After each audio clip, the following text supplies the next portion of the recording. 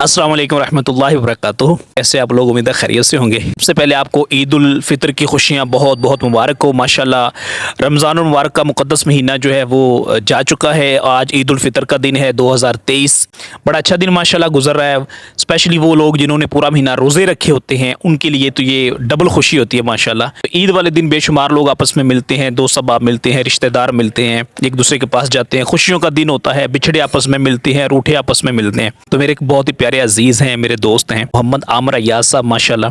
ये अभी रिसेंटली उम्रा करके माशाल्लाह आए हैं। मक्कातुल मुकर्रमा गए थे, मदीनातुल मुनव्वरा का सफ़र अल्लाह ताला ने इनको सादत नसीब फरमाई है और माशाल्लाह बड़ा ज़बरदस्त वक्त इन्होंने वहाँ पे गुजारा है। मेरे साथ ये मुसलसल राब्ते में भी रहे हैं, बहुत सारी चीज़ें थी जो हम डिस्कस भी करते रहे। ये मिलने के लिए तशरीफ़ लाए थे। आज ईद का प्यारा दिन था तो माशाल्लाह ये मिलने के लिए तशरीफ़ लाए थे, तो मैंने सोचा क्यों ना आज इनसे वहाँ की बहारें सुनी जाए, मक्कातुल मुकर्रमा का ज़िक्र खैर हो, मदीनातुल मुनव्वरा का ज़िक्र खैर हो, सुना जाए कि वहाँ पे इन्होंने वक्त कैसे गुजारा, क्या क्या मामलात रहे।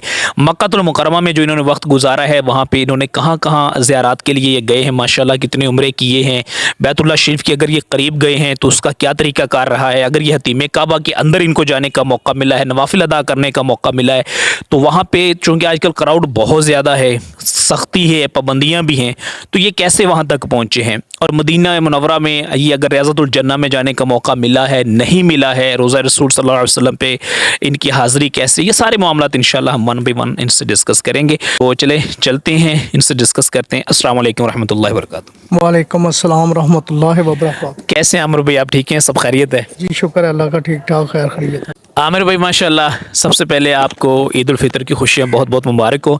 दूसरे नंबर पे ये है कि माशाल्लाह अभी आप रिसेंटली सफ़र हरमैन शरीफैन से वापस तशरीफ़ लेके आए हैं, तो थोड़ा सा हमें अपडेट करें कि जब आप गए थे, सफ़र आपका शुरू हुआ था, आप लाहौर से गए थे, उस वक्त आपके जज्बात क्या होते हैं, क्या ख्यालात थे जब मक्कातुल मुकर्रमा की फ़्लाइट थी और आपको पता था आप हालत हराम में हैं और अभी थोड़ी ही देर के बाद आप जहाज़ में बैठेंगे, वो जद्दा जाके लैंड करेगा, और एक वो वक्त, एक वो ख्वाब जो पूरी ज़िंदगी इंसान देखता है, जिसके बारे में सोचता है, वो काबा मुशर्रफा जिसको ज़िंदगी में तस्वीरों में देखता है, ख्वाबों में चूमता है, और एक ज़िंदगी की बहुत बड़ी हसरत होती है, ज़िंदगी की बहुत बड़ी तमन्ना होती है कि अल्लाह मुझे वो वक्त दिखाए कि जब मैं बैतुल्लाह शरीफ के बिल्कुल सामने होऊंगा।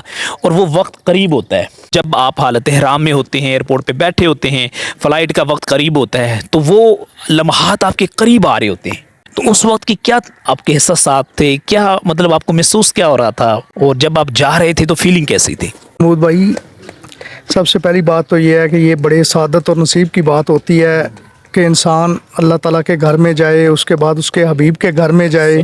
ये मुकद्दर की बात होती है। मेरे एक दोस्त हैं बड़े प्यारे, उन्होंने मुझे उधर उस पे एक दिन हमारी बात हो रही थी, मैं काबा शरीफ में था, तो वो उन्होंने कहा था कि ये मेरी गरीबी नहीं देखी जाती, ये नसीब होता है जब बुलावा आता है। तो मेरे जो जज्बात थे, तो मुझे तो खुद नहीं फीलिंग का पता कि क्या थे, बस कोई अजीब ही फीलिंग थी। जब मैंने हराम बांधा, उसके बाद मैंने आज में हम बैठे, हजार बेचैनी थी कि कब पहुंचेंगे। अच्छा माशाल्लाह, आपकी फीलिंग आपने बताया है कि ये एहसास थे आपके कि जब आप एयरपोर्ट पे पहुंचे हैं तो मतलब कि आपको यूँ समझे कि जैसे यकीन नहीं हो रहा था ना। बड़ी बेखुदी की कैफियत होती है बंदे की, कि बंदे को मतलब कि एक ज़िंदगी का जो ख्वाब होता है वो पूरा होने जा रहा होता है। आपकी फ़्लाइट कितने बजे थी और कितने बजे आपकी यहाँ से रवानगी हुई?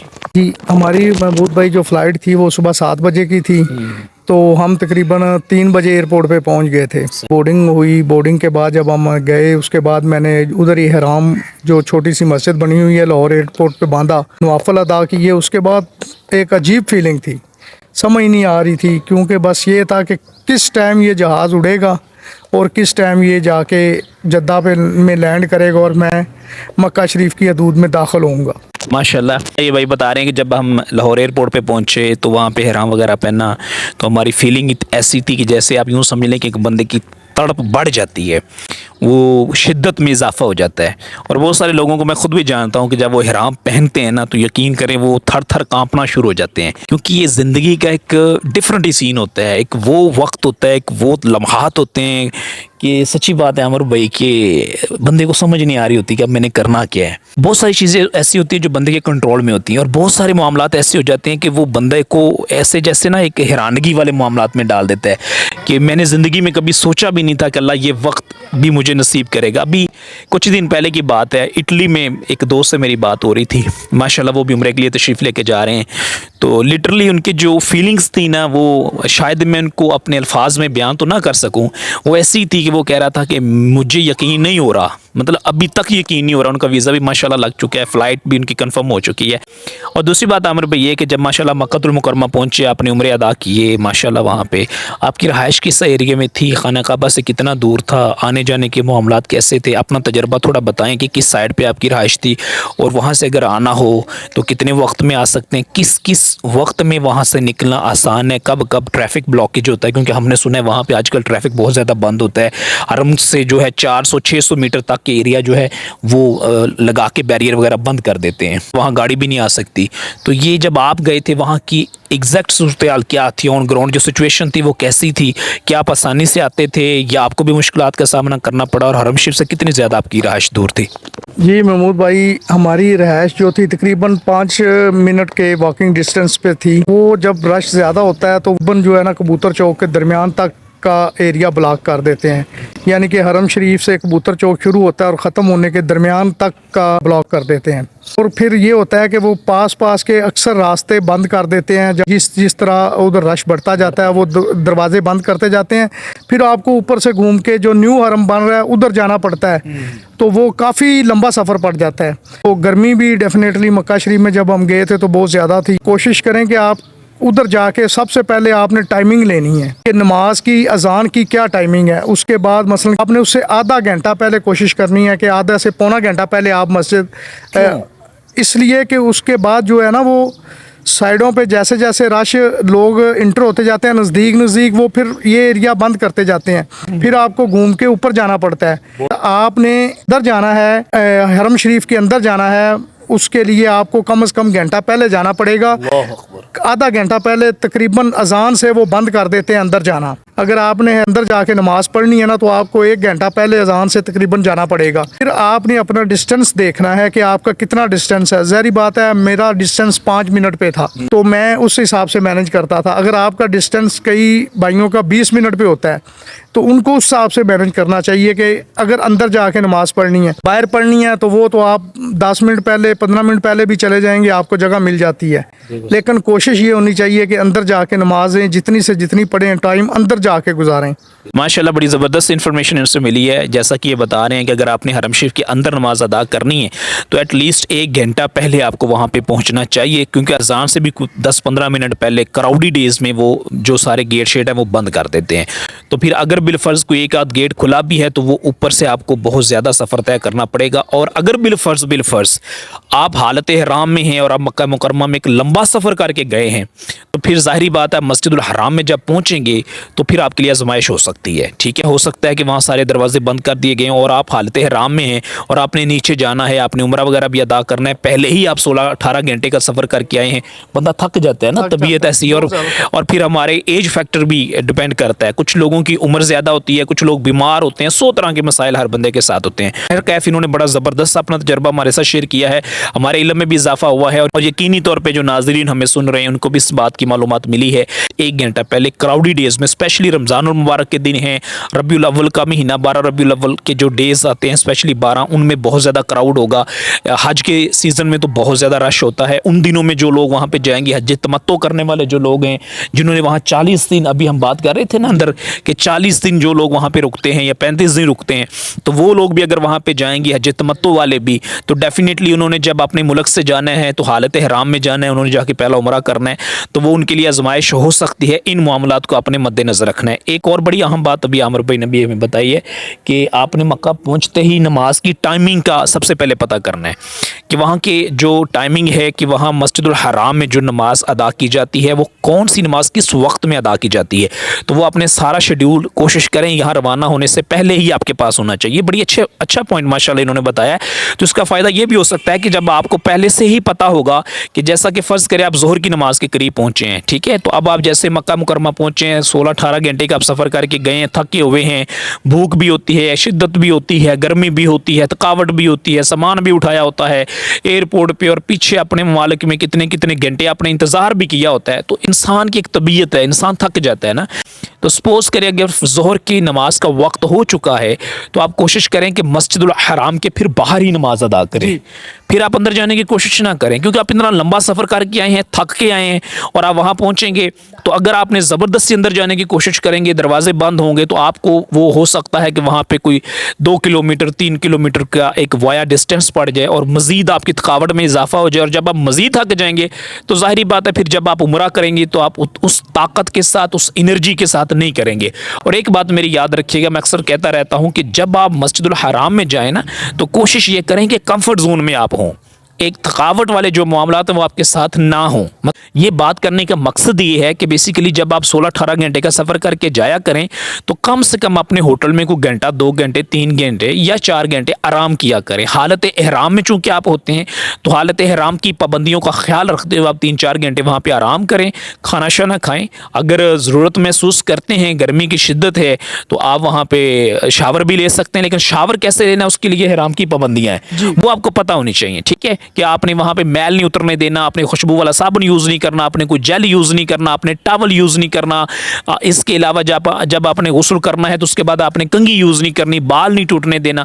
ये सारी जो भी पाबंदियाँ हैं उनको आपने मद्देनज़र रखते हुए आराम भी करना है और गुस्ल भी करना है। इसका मकसद ये है ताकि आपकी तबीयत हशाश बशाश हो जाए, आप फ्रेश हो जाएँ, एक नई एनर्जी के साथ, नए ज़ौक़ के साथ, नए शौक़ के साथ, नई ताकत के साथ जब आप जाएंगे बैतुल्लाह शरीफ के अंदर हाजिर होंगे, आप यकीन करें उस वक्त जो आपके जज्बात होंगे, जो फीलिंग्स होंगी, जो रहमतें, जो बरकतें आप वहाँ पे महसूस करेंगे, सुभान अल्लाह, फिर उनकी तो क्या ही बात है। एक रूहानियत आपको वहाँ पे महसूस होगी। और जब आप 16-18 घंटे का सफ़र करके जाएंगे, थके हुए होंगे, जिस्म टूटा होगा, भूख से बुरे हाल होंगे, नींद पूरी नहीं हुई होगी, और इस हालत में जब आप हालत ihram में बैतुल्लाह शरीफ पहुँचेंगे ना तो फिर आप उस ताकत के साथ, उस जज्बे के साथ, उस शौक़ के साथ, उस ज़ौक़ के साथ शायद वहाँ पर तवाफ़ ना कर सकें। उसकी वजह यह है कि हम इंसान हैं, तो फितरी तौर पर कमज़ोरी हो जाती है। नींद पूरी ना हुई हो तो बंदे को समझ ही नहीं आती मैं कर क्या रहा हूँ, कहाँ बैठा हुआ हूँ। तो ये सारे मामलात को आपने देखना है, क्योंकि बैतुल्लाह शरीफ जब आपने पहुंचना है तो जाहिर बात है वहां भी रश होता है और काफ़ी ज़्यादा रश होता है। जब आप पहले से इतने ज़्यादा कमज़ोर होंगे या पहले से जब आप इतने ज़्यादा थके हुए होंगे, इतने टूटे हुए होंगे, नींद की कमी होगी, भूख की शिद्दत होगी, मौसम की शिद्दत आप फेस करके आए होंगे और नींद की कमी आपको मुसलसल वहाँ पर महसूस हो रही होगी, तो जाहिर बात है फिर उस जोश के साथ, उस जज्बे के साथ, उस हिम्मत के साथ, उस हौसले के साथ और उस एक रूहानियत वाले मामलात के साथ शायद आप वहाँ पर मामलात को मुकम्मल ना कर सकें। इसलिए मैं आप सबको सजेस्ट करूँगा कि जब आप मक्का मुकर्रमा पहुंचे एटलीस्ट 4-6 घंटे का स्टे किया करें, आराम किया करें। बहरहाल अब चलते हैं आमिर भाई की तरफ। इन्होंने बहुत अच्छी बात हमें बताई है कि अगर आप नमाज के औकात में वहां पे पहुंचे तो आपने इस बात का वहां पे ख्याल करना है कि आपने हरम शरीफ के अंदर अजान होने से को 5-10 मिनट पहले या अजान के बाद ज़बरदस्ती दाखिल होने की कोशिश नहीं करनी है। कि आमिर भाई मक्का मुकर्रमा में माशाल्लाह इतना आपका क़याम रहा, ये बताएं कितने दिन आप वहाँ पे रुके हैं और कौन कौन सी ज़ियारत आपने की है और कैसे की है और उसमें क्या मामलात रहे? जी महमूद भाई, हमारा क़याम जो था वो टोटल जो था 28 दिन का था माशाल्लाह। तो उसमें पहले हम 11 दिन मक्का शरीफ में रहे, फिर 14 दिन मदीना शरीफ में, फिर आगे 5 दिन हम जो है ना मक्का शरीफ में रहे। सबसे पहले तो जो हमने ये आपके एक जो सेशन आपके साथ मैंने डिस्कस किया था उसके मुताबिक मैंने ज़ियारतें की और ऐसी ऐसी ज़ियारतें की कि जो हमारे लोगों को पता ही नहीं होता, और कुछ ऐसी ज़ियारतें होती हैं जिन पे बंदा 2 से 3-4 किलोमीटर के एरिए के अंदर हैं लेकिन वो टैक्सियों पे जाते हैं, बसों पे जाते हैं, हालांकि वो सारी ज़ियारतें पैदल बंदा जो है ना कर सकता है। सबसे पहले जो ज़ियारत मैंने की थी वो नबी रहमत सल्लल्लाहु अलैहि वसल्लम की जो है वलादत गाह, जो उनका घर था, सबसे पहले मैंने वो ज़ियारत की थी। तो वो बिल्कुल ही मरवा वाली साइड से बाहर निकलते हैं, लेफ़्ट साइड पे टर्न करें, जस्ट मेरे ख्याल में 2 से 3 मिनट लगते हैं। वो लाइब्रेरी बनी हुई है, उधर उनका घर था, इधर हजूर पाक सल्लम की पैदाइश हुई थी। उसके साथ ही जैसे आप उसके सामने खड़े होंगे ना तो आप अपनी लेफ्ट साइड पे देखेंगे तो जबल अबुल कबैस पहाड़ है। ये वो मुकद्दस पहाड़ है जिस तरह आपने मुझे बताया था कि ये दुनिया में सबसे पहले ज़मीन पे जो आने वाला था ये पहाड़ था। माशाल्लाह, अभी आपने बताया कि आपने नबी पाक सल्लल्लाहु अलैहि वसल्लम की जय विलादत की ज़ियारत की, जबल अबुल कबैस पहाड़ की ज़ियारत की, यानी कि वो मकामात हैं जो आप जबल मरवा वाली साइड से अगर बाहर निकलेंगे तो आपको सामने नज़र आएंगे। ठीक है, इसके अलावा मक्कातुल मुकर्रमा में जो बाकी ज़ियारात हैं वो कौन कौन सी आपने की और वहाँ पे क्या क्या आपने देखा और क्या क्या आपकी फीलिंग्स थी वहाँ पे? ये महमूद भाई, मैंने उसके बाद जो हमने उधर आपने जो मुझे वीडियोस भेजी थी और एक सेशन मेरे साथ किया था, आपने बताया था, वो उन सारी जगहों की मैंने ज़ियारतें की हैं। और उसके अंदर एक तो हमारा ये थी, वो ज़ियारतें थी जो पैदल डिस्टेंस पे थी, 2 किलोमीटर 3 किलोमीटर का एरिया था।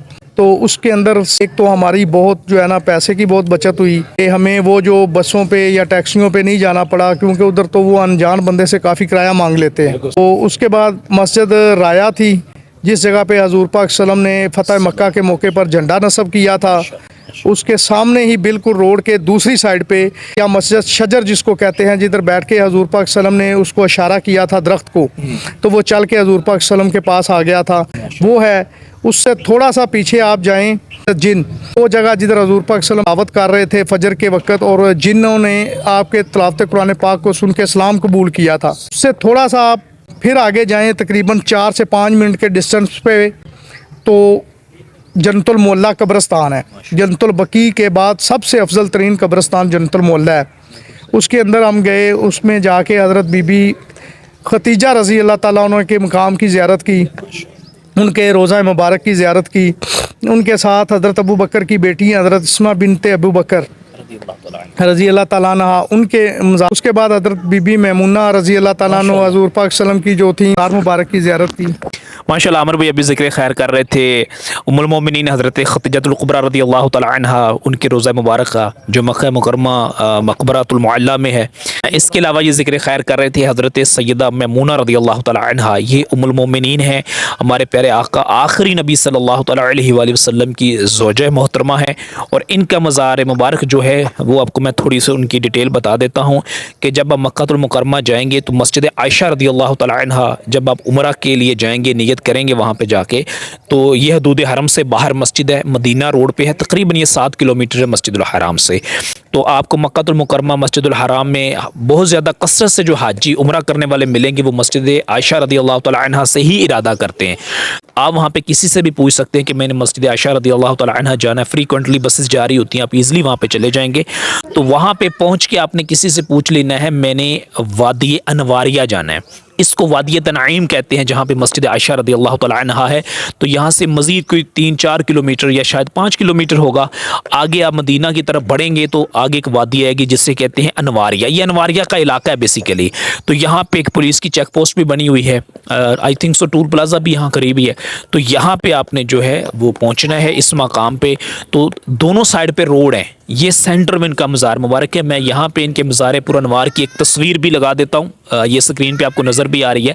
ये मज़ार मुबारक है उम्मुल मोमिनीन हज़रत सैयदा मैमुना रज़ी अल्लाह ताला अन्हा। जो हमारे हाजी जाते हैं हज पे या उम्रा ज़ायरीन सारा साल जाते रहते हैं, तो वो पूरे मक्के की मुख्तलिफ ज़ियारात तो करते हैं मगर यहाँ पे नहीं जाते। हज के सीज़न में लाखों हुज्जाज कराम जो मक्का मुकरमा जाते हैं और पूरा साल लाखों मुसलमान वहाँ पे जो उम्रा ज़ायरीन जाते रहते हैं, पहुँचते हैं तो वहाँ पे उनको एक तजस्सुस होता है कि हम यहाँ पे ज़ियारात करें जो मुक़द्दस मकामात हैं। तो टैक्सी ड्राइवर से भी इवन आप बात करेंगे तो वो आपको चंद मोटी मोटी ज़्यादा मशहूर जो जगह वो दिखा देंगे। तो उसमें ये मज़ार मुबारक जो है सैयदा मैमुना रज़ी अल्लाह ताला अन्हा का ये मिस कर देते हैं। ये ज़्यादातर लोग विज़िट नहीं करवाते, बल्कि यूँ समझिए कि 99% लोग नहीं करवाते हैं। तो ये मैं आपको सजेस्ट करूँगा कि जैसे आप मस्जिद आयशा रज़ी अल्लाह ताला अन्हा किसी दिन जाएँ, उम्रे की नीयत से आपने जाना है, वहाँ से आपने इहराम वगैरह बांधना है, तो यहाँ से आप टैक्सी लें, वो 5-10 रियाल में मिल जाएगी। तो आप अनवारिया पहुँचें, तो ये करीब ही है। फिर पहुँचेंगे तो दोनों रोड्स के सेंटर में ये मज़ार है, इसकी ये निशानी है। 4 दीवारी है, एक छोटा सा गेट है, सफ़ेद रंग का इस पर कलर हुआ है। तो आप वहाँ पे खड़े होके इनको सलाम भी पेश करें।